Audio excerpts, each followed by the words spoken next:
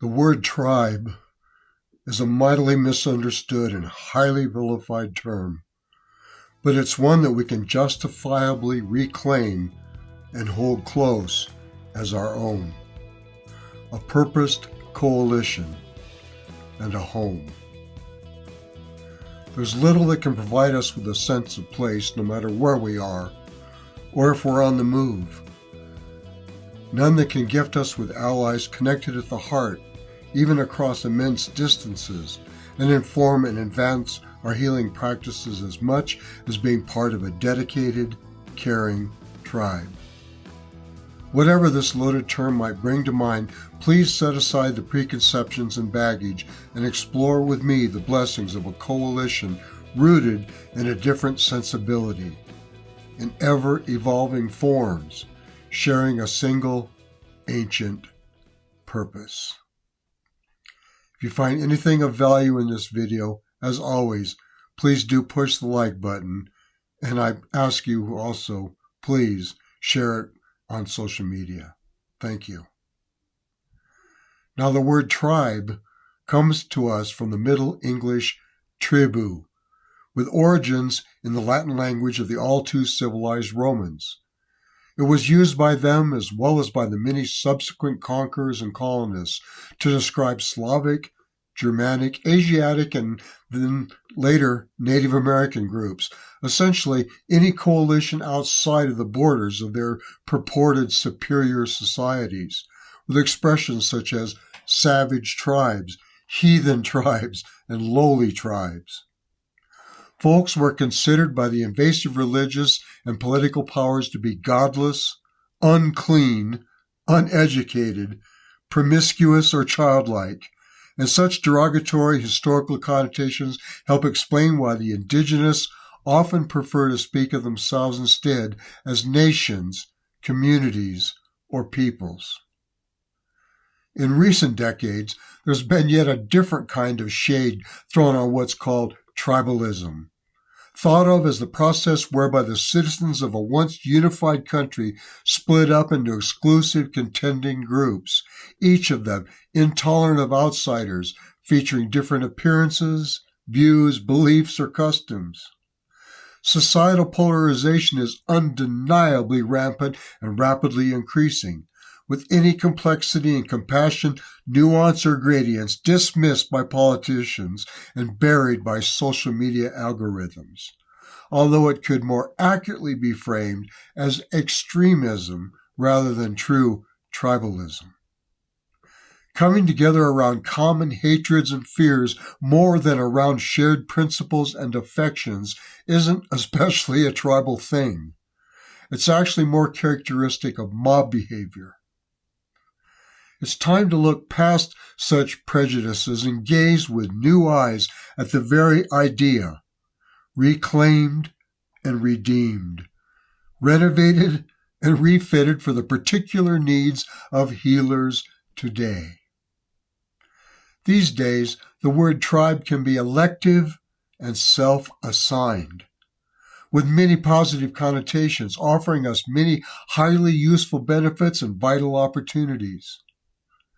Join me in picturing it as we not only identify, but co-create the ways of being together that are as natural as they are healing.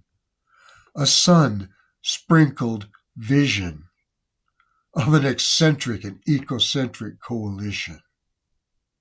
Envision the conscious, thoughtful grafting of unique individuals onto what is a communal stalk, rooted to the natural earth, providing sustenance to other beings and shelter to the hunted or the displaced. A living amalgamation, growing and changing with each new experience, with each new day, and branching out in previously unexplored directions. Behold intensely diverse individuals, collectively fusing into a wondrous dynamic and a proactive whole. Tilt your head to hear all the different notes, interweaving and harmonizing, co-producing a score more affecting than any one voice or instrument could possibly produce by itself. A song that we can't resist dancing to. picture us as both the various ingredients of a balanced formula and also as its co-designers, as both the medicine and the medicine makers, sharing information and ideas, swapping stories, providing each other with support during difficult times, and tips for more effectively rocking our world. What I'm calling tribe is a lot like what's known as community, only with a decidedly alternative slant and some very important distinctions. It's union based not in a single physical place, but drawn from regions all across the country and world, characterized by fluid boundaries, heterogeneity, and dynamism. It's a kinship validated not by blood relationships, but on a sisterhood and brotherhood of shared purpose. Predicated not on common ethnicity or lineage, but on a common sensibility. Mutual goals with various resonant means for accomplishing them. Together, we develop a potent overall culture made up of diverse approaches and aesthetics, unified around our extraordinary relationships with nature and our interconnected approaches to natural health and healing. It's rich spiritually, and yet with no official religions. A tribe with wide acceptance of personal beliefs. And it's non-hierarchical, featuring wizened elders but no governing boards, no absolute authorities, presidents, jarls, or chieftains. Like an unusual egalitarian band of hunter-gatherers, we cooperate on a hunt for the best approaches to making the world a better place, to discovering, gathering, and utilizing the most effective plant allies for this mission of healing, coming together to resist the forces of disease and control, and advancing caring, curative solutions. You know, the first time I really felt part of any community was in my 20s. The coalescing and the communing of very goal-oriented herbalists and other natural healers, justice warriors, ecological activists, and eco-spiritual explorers.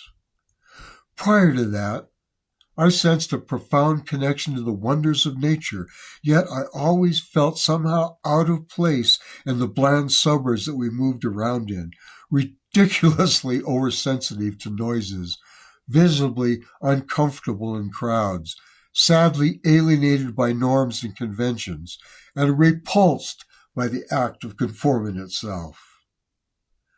My response to my discomfort was to take extra satisfaction in learning things without any official schooling, in doing difficult and even dangerous things all by myself, and accomplishing stuff without the good company and helpful assistance that I might have actually liked. Trying to identify with a neighborhood and its unknown inhabitants would never have worked out for me, any more than it could have with a corporate sports team or political party. I remained unmoored in my small personal ways, acting for the good of humanity, yes, but without a niche, an alliance, or a human place to belong. It was committing to my River Canyon sanctuary that triggered the shift from nature-loving visitor to pledged inhabitant, conscious component, and native in training. A formative transition from simply residing to irreversibly belonging and forever serving a particular terrestrial place. And yet, I had no social context. I had no context of humanity. I had no camaraderie or support until my rabble-rousing talks, civil disobedience, and music making drew around me some of the most passionate of world changers, providing not just a posse, but a ferment. It was then that I began to meld the crucial healing of nature with natural bodily healing. Endangered old-growth forests with medicinal herbs, and raising a little hell with the giving of loving care. And it was then, and then and there, that I at last felt at home with a tightly interwoven group of very unordinary people. At home with deep feelers and do-gooders like yourselves. I'm no longer all by myself on this path and journey. I'm in good company with heartfelt friends and fervent allies, with the students I inspire and the teachers that enlighten me, my expanding chosen family, and party-hardy cohorts, you, my plant healer tribe. Understand that you're not alone either. No matter how fringe or isolated you might ever feel to be, no matter how little you relate to the attitudes and the activities of your city's conforming inhabitants, or how alienated you ever become by the current dominant, unwise, and yes, unwell paradigm. Whether you realize it or not, you assuredly belong to something truly wild and wonderful. Enjoined with like-hearted cadre you might so far have only met a very few of. We're not inert, passive members. We're self-empowered co-creators envisioning positive outcomes for suffering people and a planet in peril. In league and in sync as we do everything in the world we can to make things better and more beautiful. It is tribe that gives us the vessel for gathering and consorting. It is tribe that gives us a vehicle to advance and actualize our crucial healing work.